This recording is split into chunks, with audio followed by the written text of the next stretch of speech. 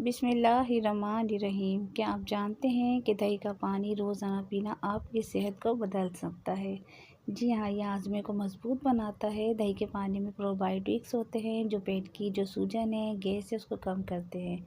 इसके अलावा पानी की कमी को दूर करता है। गर्मियों में जिस्म को फौरी तौर पर हाइड्रेशन की ज़रूरत होती है तो थकावट भी कम करता है। इसके अंदर मौजूद कैल्शियम और पोटाशियम ब्लड प्रेशर को मुतवाज़न रखते हैं और इसके अलावा वज़न कम करने में भी मदद देता है। कम कैलोरीज़ होती है, ज़्यादा फ़ायदे हैं इसके अंदर। पेट हल्का और मेटाबॉलिज़्म को बेहतर बनाता है। जिगर को साफ़ करता है। ये जिस्म में से जो जहरीले मादे होते हैं उसको निकालने में मदद देता है।